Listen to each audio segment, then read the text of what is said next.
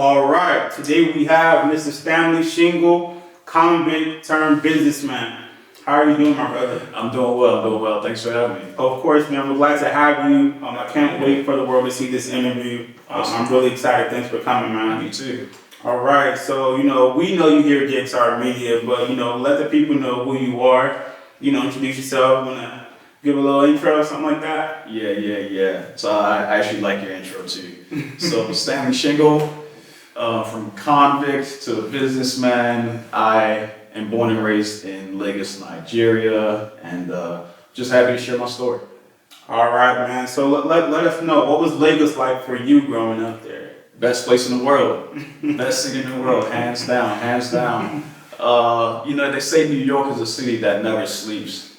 But if you go to Nigeria, if you go to Lagos, Nigeria, I just don't know what to tell you because you're really never going to sleep. It's always buzzing. The energy, the people are so hospitable. Right. There's always an event to go to, so you'll never ever be bored. And I was 9 years old before I came to this country, and I'm telling you this from the perspective of a 9-year-old. Lagos is a very, very fun place. Okay, so let people know your tribe. Let people know who you're repping, Oh man, Yoruba, of course, all day, every day.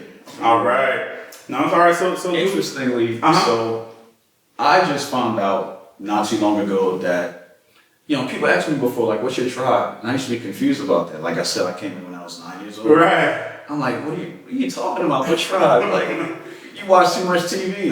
Until I realized, like, okay, there's certain languages. There's Yoruba, there's Igbo, there's Hausa, and there's others. I had to understand, like, those are tribes. I'm like, wow, that was a history lesson to me. So Yoruba is a language that I speak. Well, I don't speak it, I understand it very well. Yoruba is a tribe. Right. Igbo is a language that's spoken, and it's also a tribe, and so on and so forth.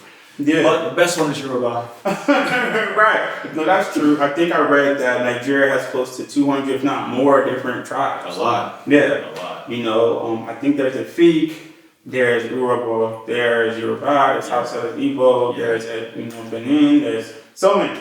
But all right, cool, man. So we have that established. So all the ladies out there, my brother is Yoruba, you know what I mean? So tap in. All right. And so when you were a kid growing up, tell us about your childhood into like elementary school and any kind of like specifics to kind of who you are and how you grew up. Yeah. So I was a very curious child, and that led to a whole lot of whoopings. So back in Nigeria, my uncle, he raises goats.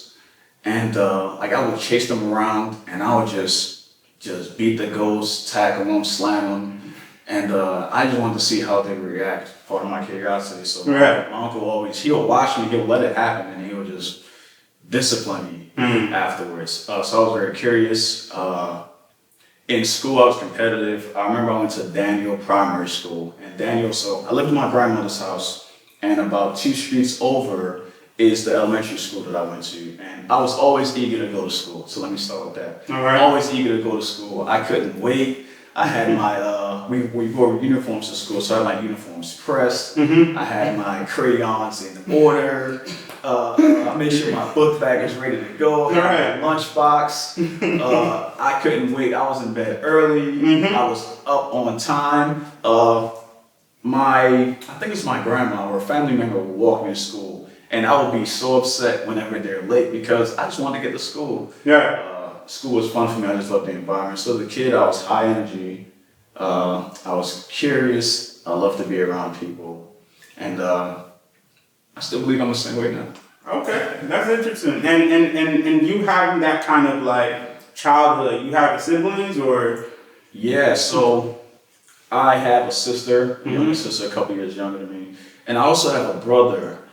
And I haven't seen him since I was, I want to say 4 or 5 years old. Wow. Like, literally, if he was in this room right now, I wouldn't know that was him.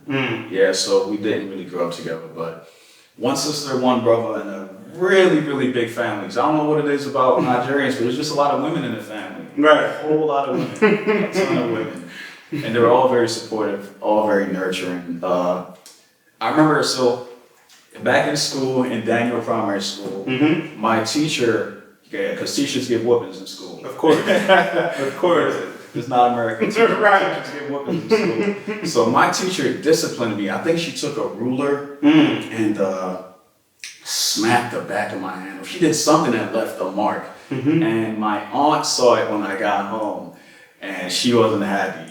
So she went down to the school and she literally fought the teacher.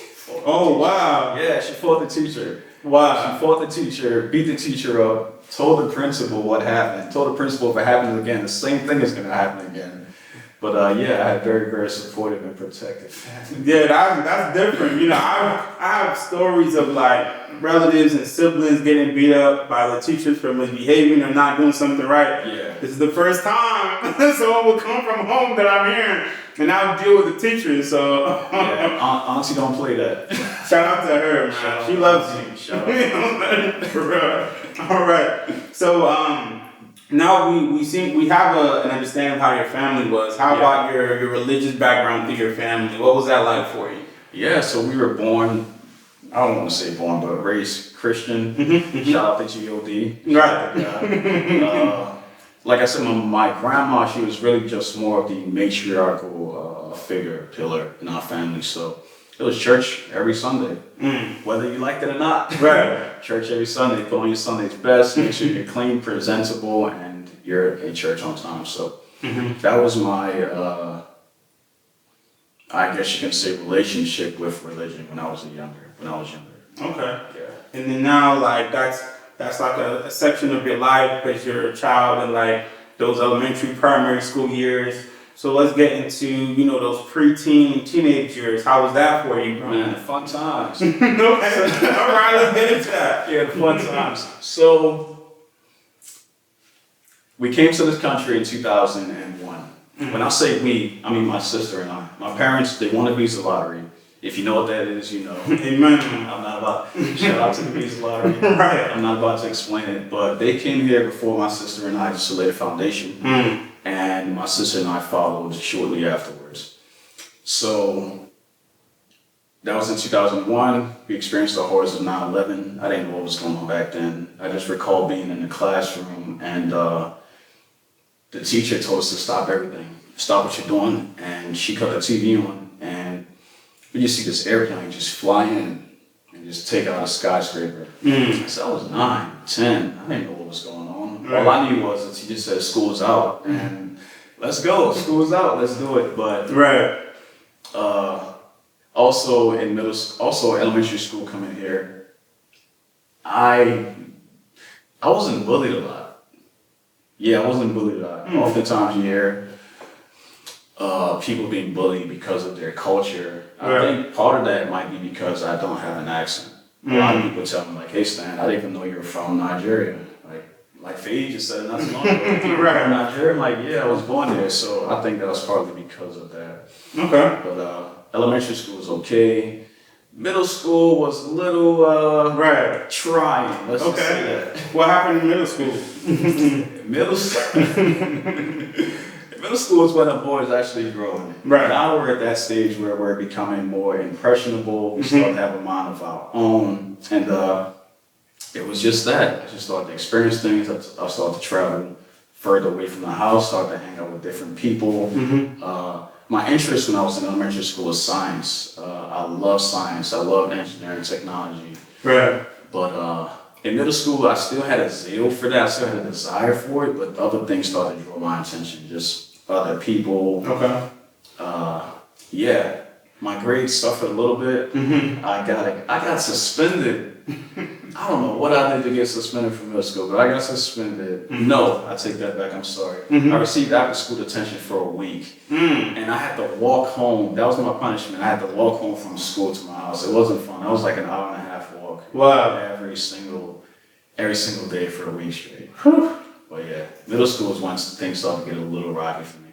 Okay. Yeah. So middle school, and then, you know, things are getting rocky, and then you graduate middle school, we go to high school. So what was high school like for you? High school was a different animal, a different atmosphere. So I went to Woodlawn High School. And see, whew, that Man, shout out to Baltimore. Shout out to Baltimore, you know. it's funny because I knew as soon as I said Woodlawn, a lot of people's reaction would be just like yours. So if you know about Woodlawn, then you know. Shout out to Baltimore County Public Schools, man. Yeah. But I went to Woodlawn High School. I was active in sports. That was my first experience with ROTC. Okay. AJROTC. I started to see things like adult things, kids having sex in school. I was exposed to a lot of, I would say bullying started to happen there as well. Right. It was just a time where I was just trying to fit in. I was trying to find myself. So I didn't stay at Woodlawn for too long. I stayed there for about half a semester, and then I moved. And then, of course, with that comes a new school zone. Okay. Yeah. And what school was that? Went to Randallstown High School. Randallstown. Randallstown High School. Graduated in 2010. Okay. Yeah, Randallstown was a really, really small school compared to Woodlawn. Right. So, funny story. Woodlawn is huge. I'm not sure if you've ever been there.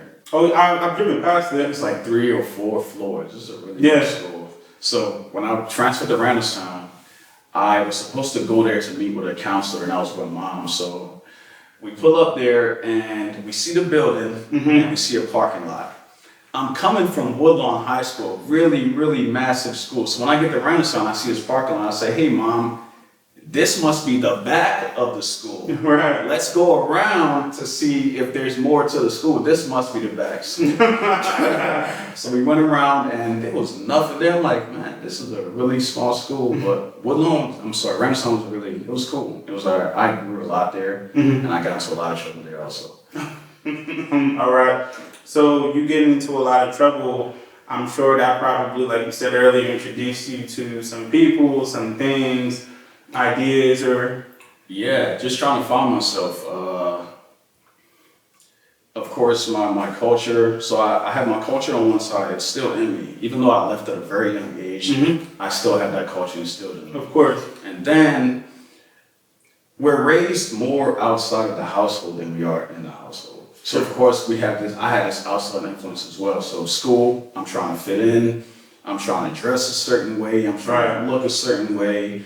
I just didn't know who I was until I just started to see that I was accepted more if I presented myself in this way. I was accepted more if I engaged in this activity and that activity. I played a lot of sports, soccer, track, wrestling. I just played a lot of sports competitively, so I was a jock, and I received recognition through there. And it starts to get to you after a while. You're cool, as they say, you're cool. Right. You're known, and then with that comes things that you really don't account for.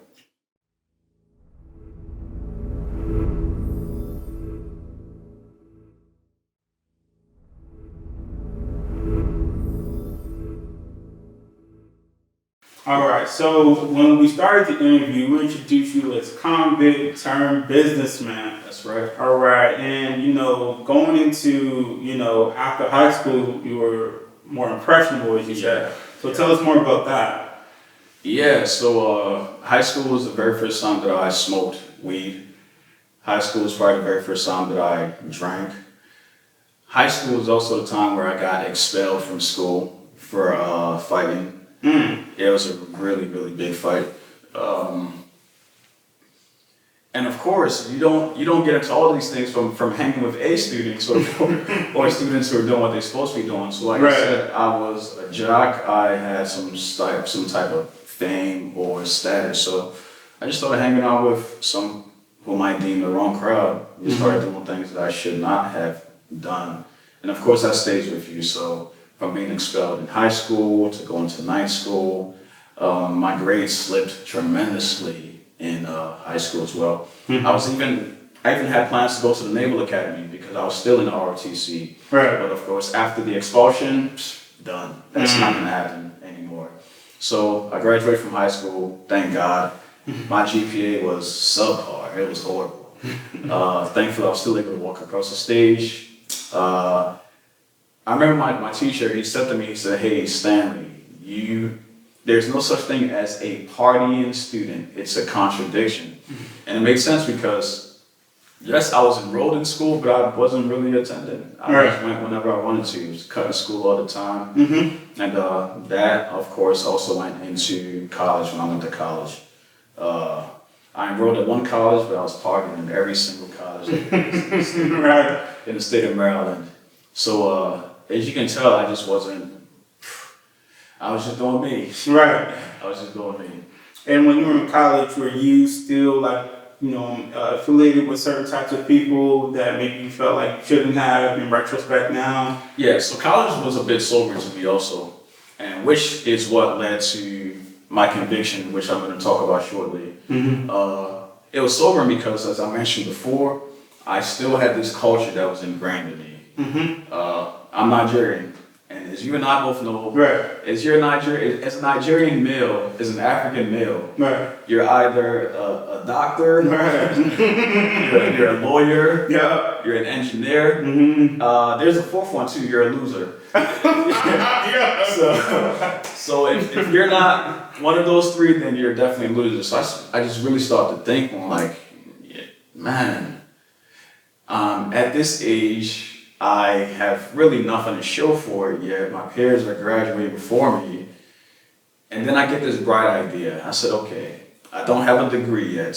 I'm not doing too well in school. Mm-hmm. People value money. Okay, let me show my family. Let me show my peers. Let me show people that I have arrived. Mm-hmm. And my idea of doing this was by getting money.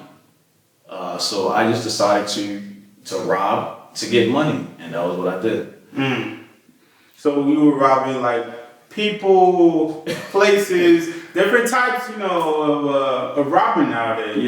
Yeah. So, man, when people hear about this, whenever this comes out, they're like, "You did that?" Like, Right. if you know, you know. The people who are around me, they knew. Right. For those who didn't know, they're just gonna be shocked. Like, Mm-hmm. there's some things that my parents don't even know that I did.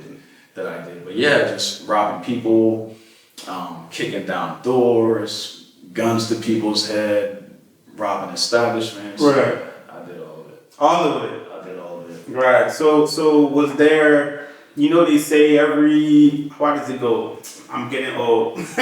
every something has its day or Every whatever. dog has his day. Every dog has its day. God bless you. So when that happened, like, did you eventually have your day in terms of like maybe a certain event, a certain day, a certain time, a certain group? Yeah, man. So it's definitely a high. I can say that. You do this act, you get away with it once. It emboldens you. You feel more powerful, and then it's like it's a ceiling. It's a tolerance. She said, okay, if I can do this, what else can I do and get away with? So I just got bigger and bigger and bigger until one day it was stupid. Now that I think about it, gosh, I was like 21 years old at that time. Mm-hmm. So I decided to rob the very same place that I was working. Oh, Yeah.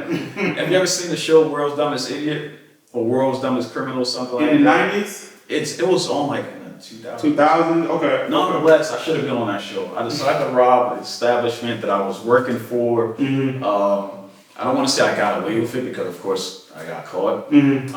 I got away with the act Right. for about a month or so, and then they came for me. Mm. Yeah. They came for you at home?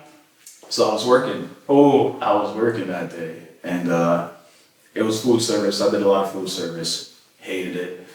I was working, and from my view, I can see the parking lot. I can see everything. Mm-hmm. So I'm working, and I just so happen to look up, and I see trucks pull up in the driveway, and men step out with suits on, guns drawn, and I knew that they were coming from me. I'm like, yeah, this is it. Wow. So I had a boy who was working there. I said, yo, man, I'm gone. He was like, what happened? I'm like, man, you'll hear about it. So they came in, they asked to speak with the manager. The manager told them that, yes, I was working there. And they asked me who I was. I told them who I was. And then they said, hey, listen, you're under arrest for armed robbery. Mm. Yeah, that's how they got me. And they took you straight to the Straight to jail. Mm. Straight to jail. Straight to jail. How did you feel when that happened? It didn't feel real. Mm. Yeah. It didn't feel real because, like I said, I've been doing stuff and I've been getting away with it for so long that I just thought I was invincible.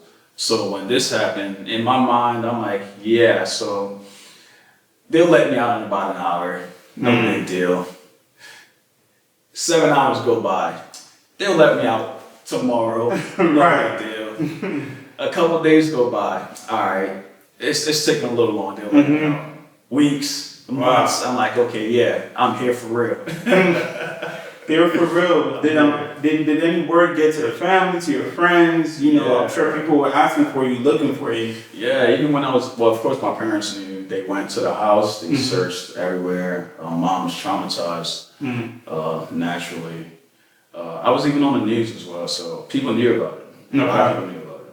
And when people knew about it, did they, you know, reach out to the family or try to reach out to you? Did you get any calls? Did you get any, you know, visits initially or anything like that? That's a tough one to answer. The people who cared reached out to my family to see what was going on and see if I was okay. But what I found in that situation was like a lot of people who you think were on your side are not really on your side. Right. When stuff like that happens, that's when you really see who your true friends are, who your allies are. So, That's facts. yeah. And when you got arrested or staying in, you know, I don't know if it's holding or you're staying there, up until then, did your trial come speedily or did they make you wait a little bit for... Talk about right to a fair and speedy trial. It was not speedy at all. I can imagine. It wasn't speedy at all. So I spent 13 months in county jail. 13 months? 13 months, yeah, 13 months in county jail. That was a sentence. I Yeah. spent 13 months in county jail. Trial got canceled several different times. It was hard, man. It was hard adjusting initially because this is a new environment. Yeah.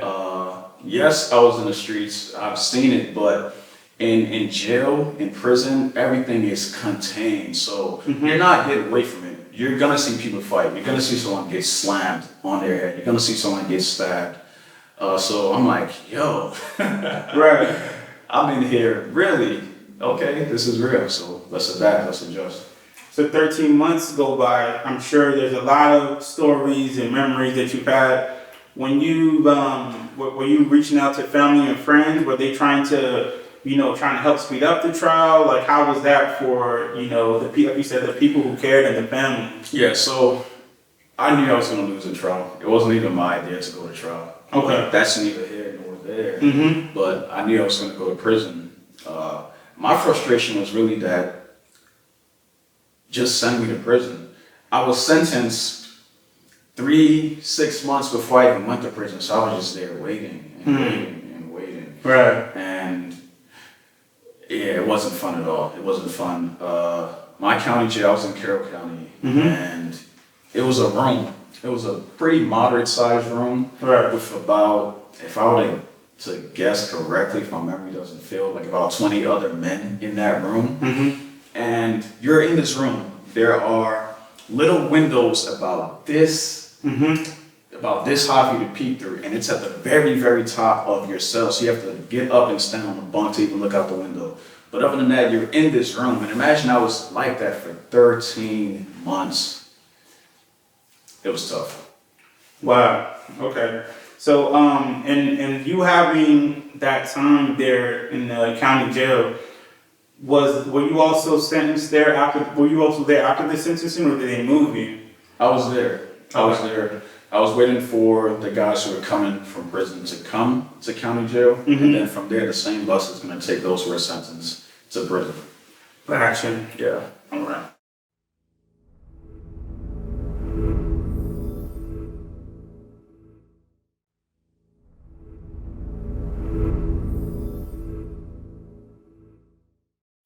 So you spent 13 months in jail.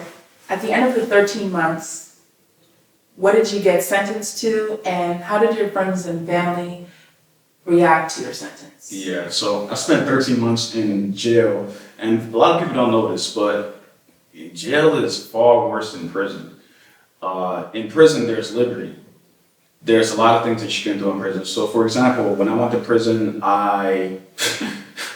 I had a dog, so I trained service dogs. Yeah. There was a program called the American Vet Dogs Foundation, and they partner with prison system to train service dogs. So, for example, George Bush Sr., he had a dog that died. He was by the casket. That was Sully. Sully came from us. So we trained service dogs. So there's that. The compound was huge. There's several different sports teams you can be a part of. There's organizations. There's book clubs. There's tournaments.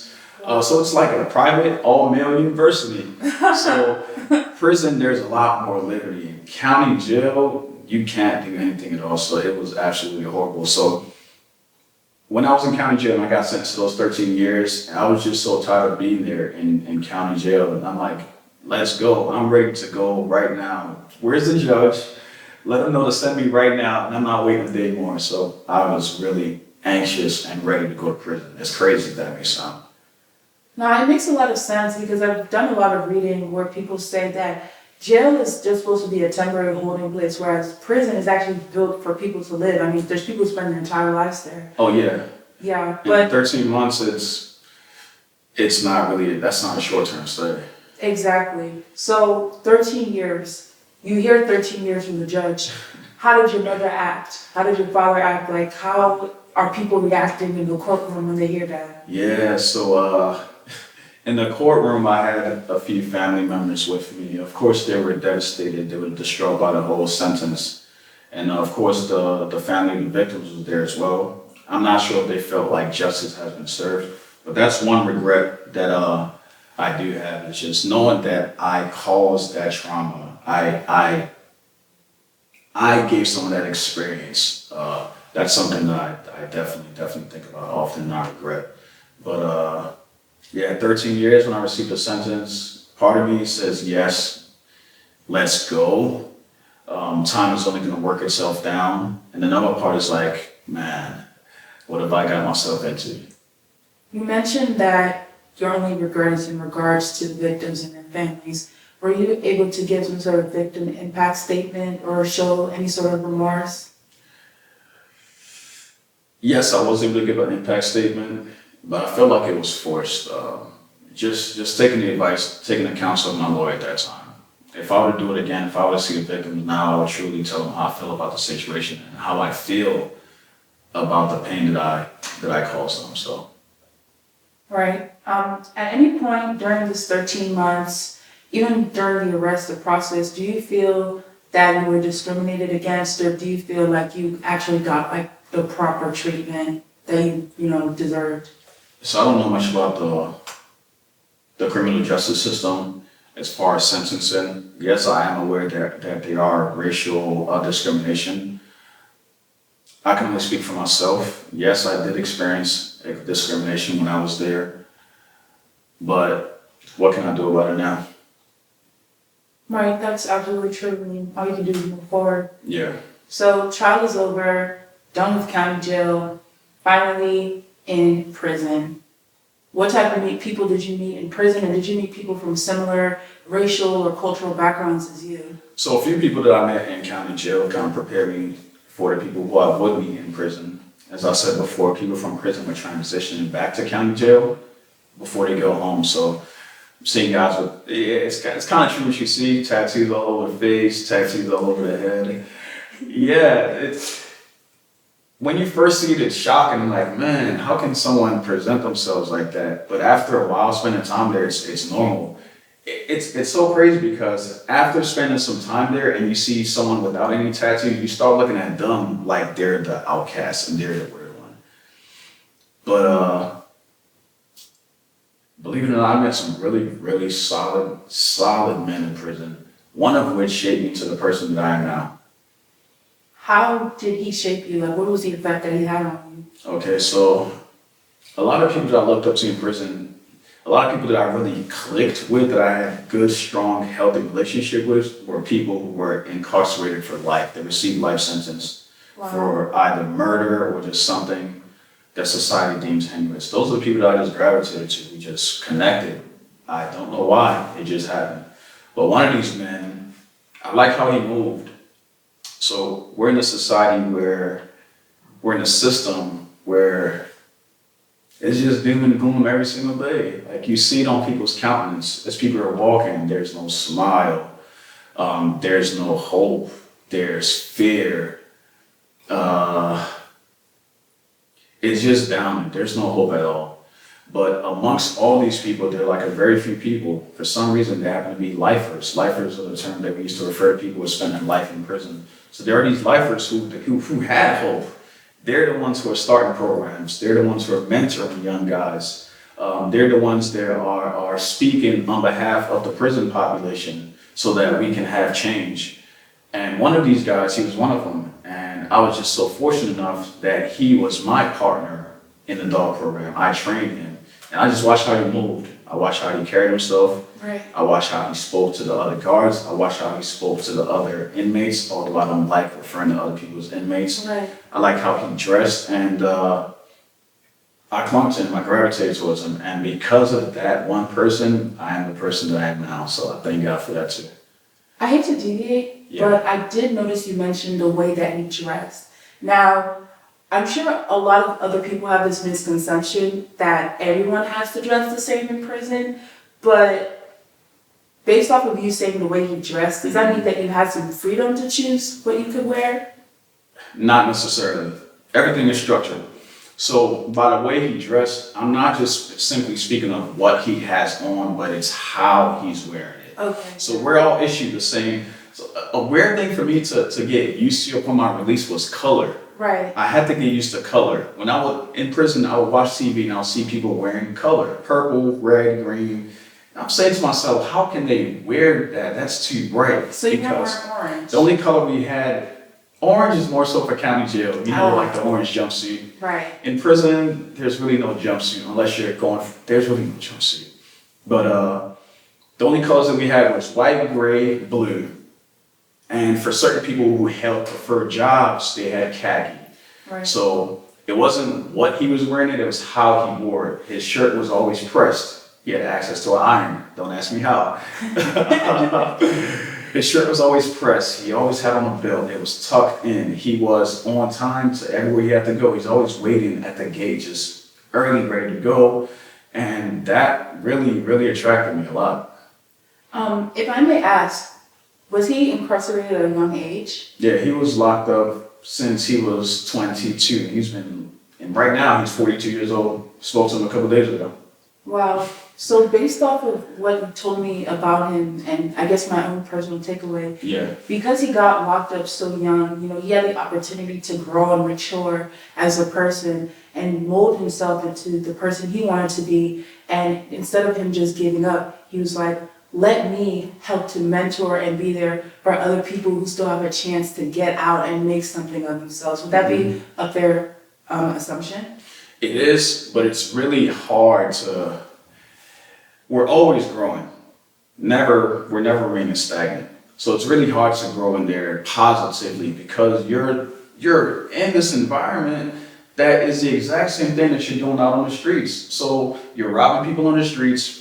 People are still getting robbed in prison. Right. You're smoking on the streets, you're still smoking in prison. You're drinking on the streets, you're still drinking in prison. You're having sex on the street, and you know what I'm saying.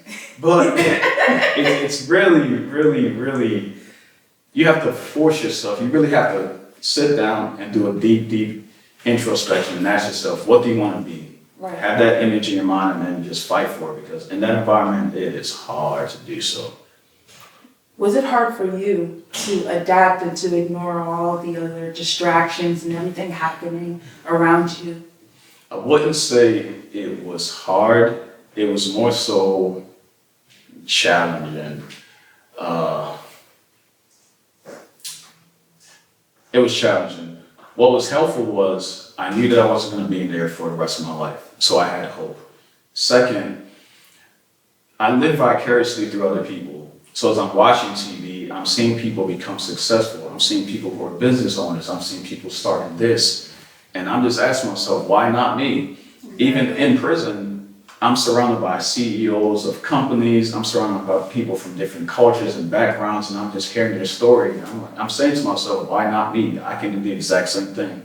So because of that, I had hope that I can be something even after my release. I just started to live accordingly. I just started to plan accordingly, even in there. So to answer your question, was it hard? No. Was it challenging? Yes. But it's definitely doable. So were you able to take advantage of any opportunities that were in prison so that you could work towards being that person you wanted to be during, your preparation for release and eventually getting out? Yeah. I took advantage of every opportunity. Well, not everyone, because everyone wasn't really applicable to me. But I was a teacher's aide. I helped people become computer literate. Right. I was a teacher's aide to another teacher who taught GED, so I'm helping students get their GED as well. As I mentioned before, I was a part of the American Vet Dogs Foundation, so I took advantage of that also. And even got to a point where I wanted to start a book club called Birds of a Feather, and I wanted to run it by the warden and some other staff members at the prison. But the pandemic hit, and I wasn't able to do so. Wow, that's a lot. I think that's really good to hear that somebody experienced prison and took a lot of opportunities. Because I think a lot of people don't quite understand or even know what opportunities, are in prison. I think people just assume like, oh, people are in prison and they're there, like you said, having sex, doing drugs, and, just, sleep, wake up, whatever. But to hear that, there's opportunities there for people and that somebody can actually take advantage of them is actually really positive. Yeah. I want to shift gears a little bit and hear more about the relationships you had outside of prison. So during your time incarcerated, did any of your relationships change with your friends, your families, or even the people that you ran with before you got locked up? Yeah, good question. So as I got into my time in prison, I really started to call people less. Yes, I still called my family, but I just really started to call other people less because I actually just started to change. Like, myself and this person no longer have anything in common. And it's evident because as we're speaking, I used to curse, I used to use profanity a lot. And as we're speaking, I don't curse anymore. So as this person is using profanity, it's really cringy to my ear. And just hearing how they're moving, hearing what they're saying, hearing what their plans are, I can no longer associate. So my communication with the outside world just pretty much came to a standstill. Right. And what about faith? Do you feel, because people always talk about how in prison, I found Jesus, I found Allah, I want to become an imam. Like, do you feel like faith that you grew up with helped you to change and, grow into a different person? It was in prison. And the solitude of prison, that was the reason why I was able to grow my relationship with God. And God is the only reason why I was able to make it out of there. I've had a few encounters where I could have been in fights, I could have got stabbed, and thank God it didn't happen.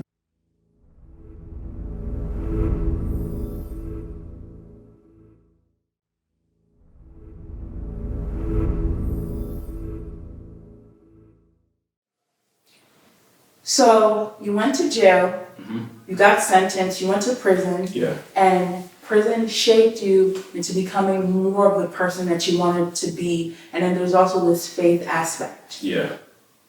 Did you serve your entire sentence? And if so, when were you released? Yeah, so as I mentioned before, I was sentenced to 13 years and I had a crime of violence. So because of that, it's mandatory, you have to do half of your time.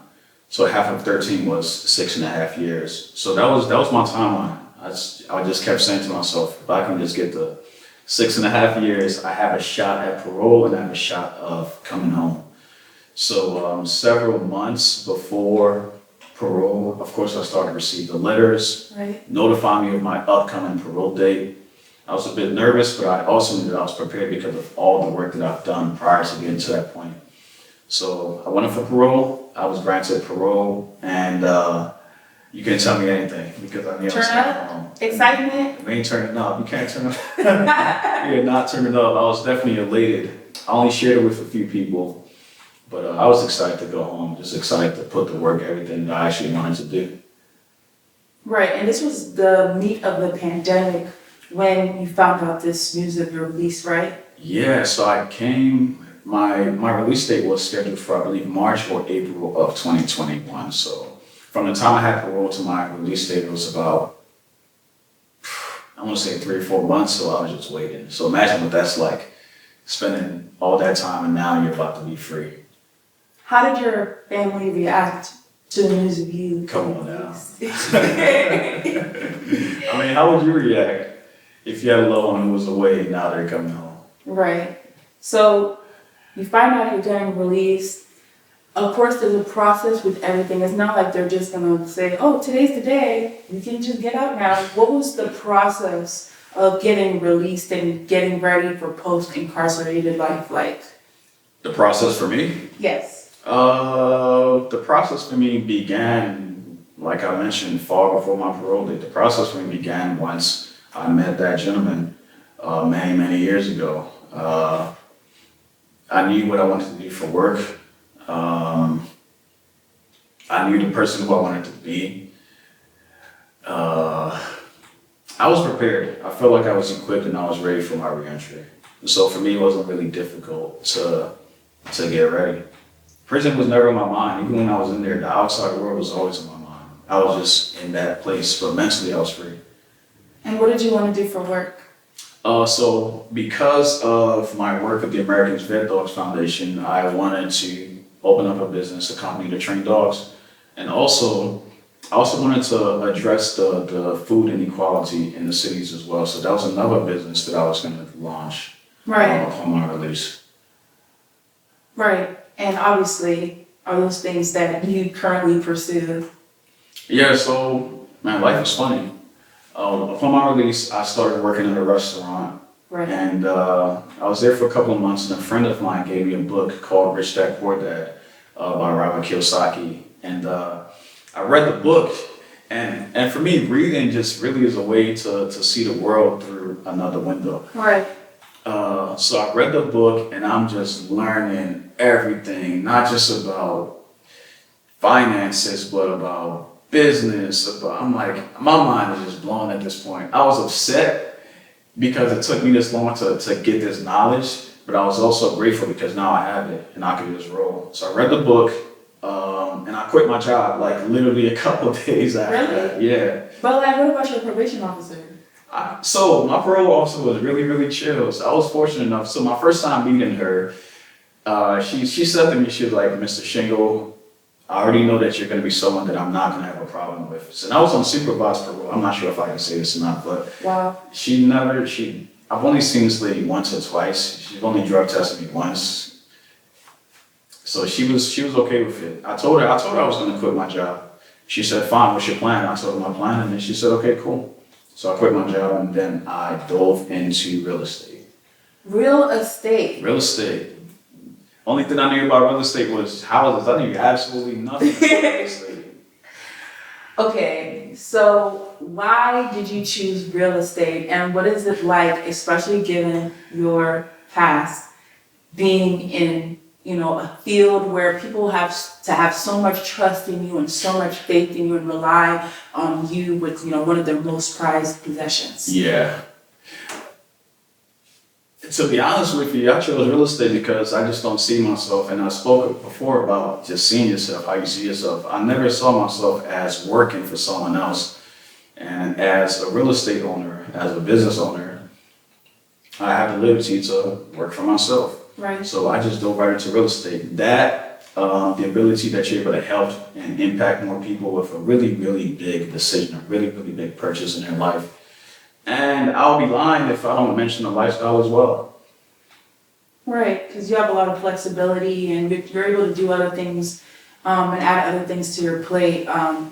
Is school one of those things? Because I know earlier you mentioned college, but of course, given the age in which you were arrested, you weren't able to finish. Are you now able to pursue that? Yes, I was arrested when I was in college, community college, so I wasn't able to finish back then. So I'm actually in school now. I started last semester, and I'm going to school for business and pre-law. I've already been accepted into the University of Baltimore, so I'm going to be transferring there in the upcoming month. But yeah, it's hard doing school and real estate at the same time, but I know everything that I'm doing is actually not for me. It's for everybody who's going to come behind me.